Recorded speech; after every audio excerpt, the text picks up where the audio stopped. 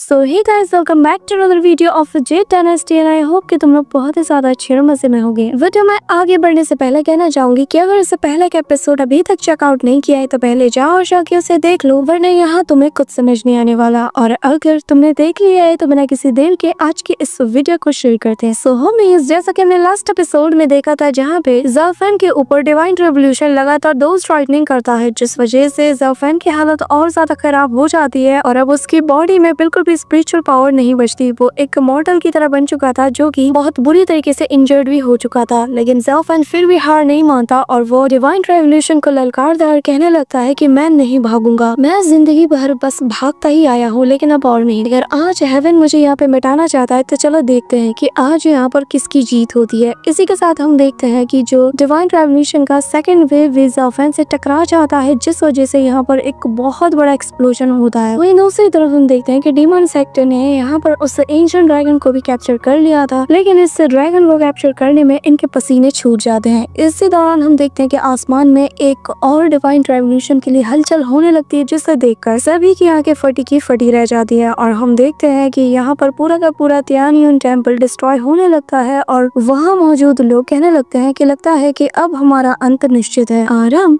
आगे। सो होमीज, हमारे इस एपिसोड की स्टार्टिंग में हम एल्डर मॉन्क को देखते हैं जहाँ पर वो तियानियन टेम्पल का ये नजारा देखकर बुरी तरीके से दंग रह जाता है, लेकिन तभी वो आसमान में जब उस हलचल को देखता है तो कहने लगता है कि ये तो डिवाइन रेवोल्यूशन का थर्ड वेव है। यहाँ पर हम देखते हैं कि सभी लोग तो पैनिक कर रहे होते हैं कि तभी यहाँ पर जो ग्रेट एल्डर होते हैं वो कहने लगते हैं कि मैं यहाँ पर अपनी पूरी जी जान लगाकर इसे रोकने की कोशिश करूंगा और प्रे भी करूंगा। इसी के साथ वो यहाँ पर हवा में फ्लोट करते हुए उस मीटियोर की तरफ बढ़ने लगते हैं और कहने लगते हैं कि मैं इस डिवाइन रेवोल्यूशन को शायद सामना कर पाऊं। इसी के साथ हम देखते हैं कि वो यहाँ पर डिवाइन बुद्धा बॉडी फॉर्मेशन का यूज करता है, जिसके जरिए से यहाँ पर एक बहुत जायंट सा गोल्डन स्टैचू बाहर आता है जो कि अपने हाथों से इस मीटियोर को रोकने में लग जाता है, जिसे देखते साथ ही जो बाकी के मॉन्क्स थे वो भी कहने लगते हैं कि मास्टर हम भी आपकी हेल्प करेंगे। जिसके साथ ही हम देखते हैं कि ये सभी लोग भी हवा में जंप करके सीधा ग्रैंड एल्डर के पास पहुंच जाते हैं और वो लोग भी अपनी स्पिरिचुअल एनर्जी से उस बुद्धा फॉर्मेशन को और ज्यादा स्ट्रेंथन कर रहे थे। लेकिन हम देखते हैं कि क्योंकि ये जो ग्रैंड एल्डर है ये बहुत ज्यादा वीक हो चुके हैं तो यहाँ पर बेचारे अकेले इस चीज का सामना नहीं कर पाते और उनके कदम लड़खड़ाने लगते हैं और उस मीटियोर के प्रेशर की वजह से यहाँ पर वो पानी के अंदर और ज्यादा धंसते चले जाते हैं। इसी के साथ हम देखते हैं कि उनके मुंह से खून भी निकलता है, लेकिन वो जानते हैं कि उन्हें हर हाल में इस चीज का सामना करना ही होगा। इसी दौरान हम देखते हैं कि बाकी की जगह भी इसकी चपेट में आकर डिस्ट्रॉय होने लगती है कि तभी हमें एक गोल्डन एनर्जी इमिट होती हुई नजर आती है जो कि धीरे धीरे करके उस एंशिएंट बुद्धा स्क्रोल की तरफ बढ़ रही थी और हमें वो स्क्रोल किसी पैथ की तरह नजर आता है जिसके ऊपर ज़ाफरान उल्टी डायरेक्शन में चल रहा था और अपने कदम में पीछे ले रहा था, जहाँ पर रास्ते में उसे मिस्टर ताओ रोंगरू और बाकी सबके अलावा यहाँ पर रोजी और जो राइचेस्ट पैथ के लोग थे वो सभी लोग उसे नजर आते हैं जो कि उसे देखकर हंस रहे थे और ज़ाफरान उन्हें देखकर पुरानी मेमोरीज को याद करने लगता है। और फिर हम देखते हैं कि वो उल्टी डायरेक्शन में चलता जाता है कि तभी बिल्कुल एंड में पहुंच जाता है जहाँ से अपनी लाइफ की उसने शुरुआत की थी और तभी उसे पीछे से आवाज आता है जिसे सुनकर ज़ाफरान दूसरी डायरेक्शन में मुंह फेरता है। वहीं दूसरी तरफ हम यहाँ पर ग्रैंड एल्डर को देखते हैं जहाँ पर बाकी सभी लोगों ने अपनी पूरी कोशिश की, लेकिन कोई भी थर्ड वेव वाले डिवाइन रेवोल्यूशन को नहीं रोक पाया और हम देखते हैं कि अटैक्स भी फेल हो चुके थे और अब ये लोग अपनी डेथ को एक्सेप्ट कर लेते हैं। यहाँ पर ग्रैंड एल्डर जैसे अपनी आंखें बंद करते हैं कि तभी उनके कंधे पर कोई हाथ रखता है। इस दौरान हम वापस से ज़ाफरान को देखते हैं जहाँ पर वो मरे हुए लोगों की तरफ वो बढ़ने लगता है कि तभी पीछे से एक छोटा सा बच्चा उसका हाथ रोक लेता है और ये और कोई नहीं बल्कि नन्हा ज़ाफरान होता है जो कि उसका हाथ पकड़कर उससे कहने लगता है कि एक बात बताओ, क्या तुम वाकई में चाहते हो कि ये सब कुछ ऐसे ही एंड हो? जिस सुनकर ज़ाफरान इमोशनल हो जाता है और फिर वो अपने घुटनों के बल बैठ जाता है, जिसके बाद नन्हा ज़ाफरान उसके हाथों को टाइटली होल्ड करते हुए कहता है कि तुमने बचपन से बहुत कुछ सहा है ना, तुमने बहुत कुछ चीजें झेली है, लेकिन तुम इतना सारा दर्द लेकर भी आज तक जीते आए हो और ये चीज बहुत ज्यादा हर्ट करती होगी ना। ये कहते साथ ही वो उसे टाइटली हग कर लेता है और कहने लगता है कि मैं जानता हूँ कि तुम्हें कैसा लग रहा होगा और अब बस बहुत हो गया, चलो वापस चलते हैं। यहाँ पर हम देखते हैं कि वो छोटा बच्चा रोने लगता है, जिसे देखकर